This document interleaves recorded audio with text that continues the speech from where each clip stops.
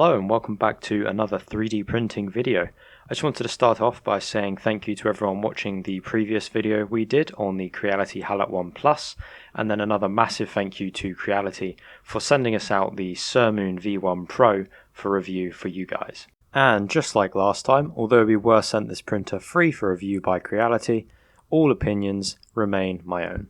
Now when I saw the Sermoon V1 on Creality's website, I instantly knew that this was a printer I wanted to look more at.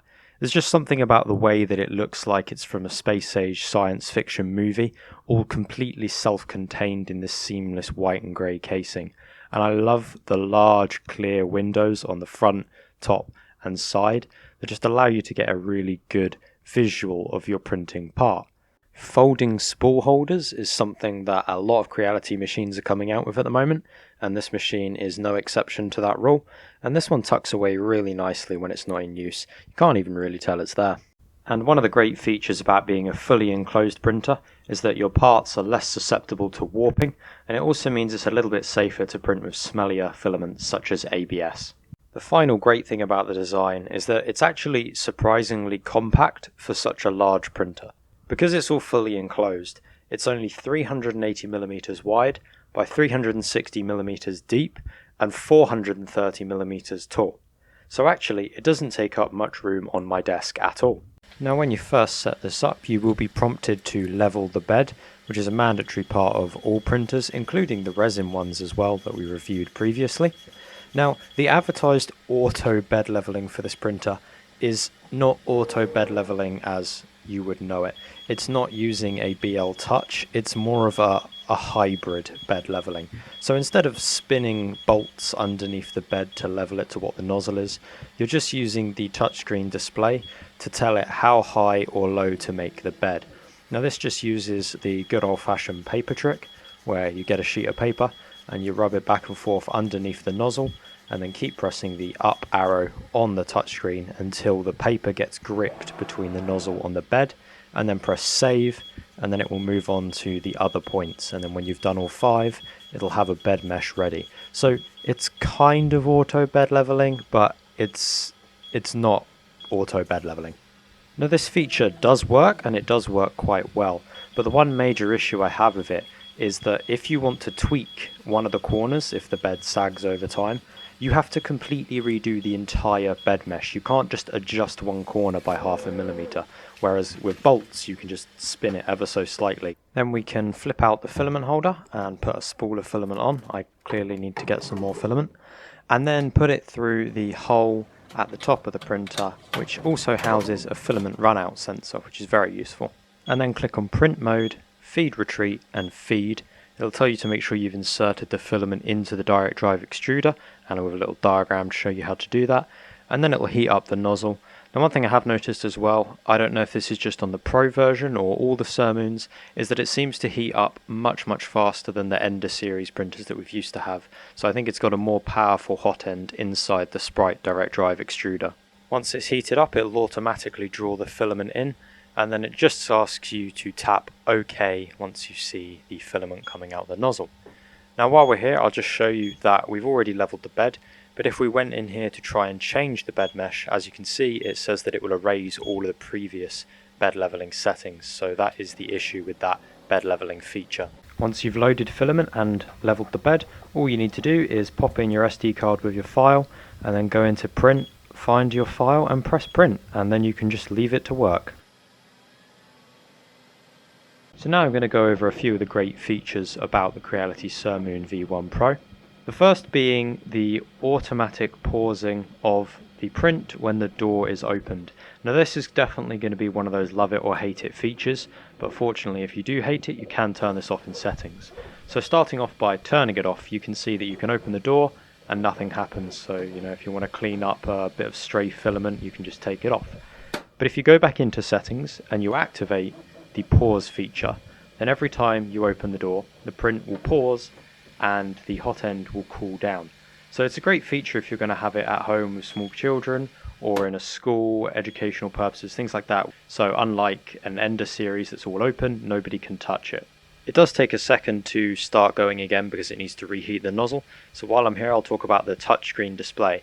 This display has a very similar format to the Ender 3 V2, but being touchscreen it is a lot more intuitive and much nicer to use. It uses Creality's Sprite direct drive hot end, which means it pulls the filament through the tube from the hot end rather than pushing it all the way through the tube.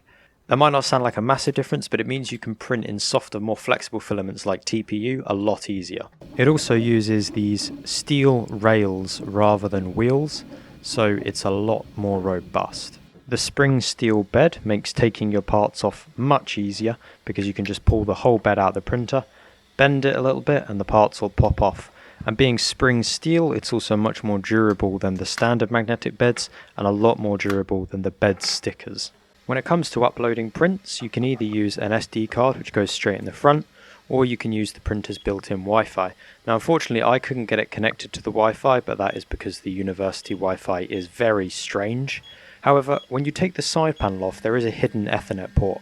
Why they didn't make this a more prominent feature I don't know, because there's also no way of routing a cable out of the case, so you have to have the entire side panel off if you want to use the Ethernet port. It seems really strange. And once again into the Creality Cloud app. From here we go onto Workbench and we can find the Sermoon V1 Pro. This one comes with the camera, so we can actually see a live feed of what's going on, as well as being able to record a time lapse of our prints. You can see the temperatures of the bed and the nozzle up top, and you can also upload designs from Creality Cloud directly or from your own designs saved on your phone. You can also move the print head down in settings and also adjust things like the temperature and whether the case fans are on or not. Now the issues that I have with this printer all stem from the fans. For starters, they are really quite loud when compared to something like an Ender 3. But the biggest issue of all the fans is the fan ducts. Now the one on the right here is the stock Creality fan duct, and the one on the left is one that I 3D printed off of Thingiverse. They look basically identical, but they're not. This one here is the stock Creality one, and it just has one big hole at the entrance. It also has two smaller holes on either side, but air takes the path of least resistance, so it just goes straight out the big undirected air hole. That's not very good for part cooling. This modified Thingiverse one looks exactly the same, apart from instead of having that middle hole, it has a splitter, which sends the air evenly left and right. Now this has been a common thing for years. Every fan duct on Thingiverse works like this, by splitting the air 50-50 either side to produce a much better quality print. Why Creality didn't just spend a little bit longer working on this, I don't know, but it really badly affected the print quality that this machine will produce straight out of the box. Sorry about the quality of this clip, but I just wanted to show how this test print prints. So it prints vertically and it gradually gets to a steeper overhang. Now this dramatically tests the part cooling ability of a printer, and here we can see the results. So I think you'll agree that there is quite a big difference. Now the top one was printed using the stock cooling fan duct. As you can see, there is loads of stringing going on here. There's loads of loose filament even at the lower angles. But once it gets up to the really steep degrees, there's just so much loose filament, it's a terrible quality overhang. Now the bottom one is the modified fan duct. Now I've not had to change a fan or anything, just undo 3 screws, swap the fan over and screw it back on. It was a 1-hour print to print the fan duct. As you can see, the quality is so much better with this cheap modification. But the problem is, I shouldn't have to be modifying a high-end printer such as the Sermoon V1 Pro to get a good quality. I'd expect to modify an Ender series printer, but not a printer like this, which is a bit of a disappointment. Having said that, the dimensional accuracy of the printer is very good. As you can see here, 9.934, 15.04, 20.03, it's very close to what it should be as a perfect print. And looking at a tolerance test, we get all the way down to 0.4mm, which is what you'd expect from a 0.4mm nozzle. I do have to hand it to the Creality Sermoon V1 Pro that once that fan duct modification is made, it is a very, very high quality printer. You can see here this benchy, there's not the slightest little bit of rumbles on the side, there's no ghosting, there's no stringing really either, and this thing just printed in 1 hour and 20 minutes, which is very, very fast. Here is our N-gauge diesel, and you can see that the quality on this is very, very nice. There's a little bit of sagging around the window frames and the tops of the windows, and that again is just down to that part cooling fan. So in the future, I'm definitely going to look at modifying that. To finish off, we just have a couple of these larger figures here. We've got an Ewok and a Yoda Buddha. Now you can see the small line around the Ewok just around his chin. Now, that is from when I was testing the power loss recovery feature on the printer, which works very well, and you can see that the only resident of it on the part is just this small line, which is pretty good for power loss recovery. Overall, the Creality Sermoon V1 Pro is an incredibly feature-packed printer that prioritizes safety with its fully enclosed design and auto-pause door sensor, making this the perfect machine for educational uses and homes with small children or pets. The casing is very stylish and the printer looks right at home here on my desk.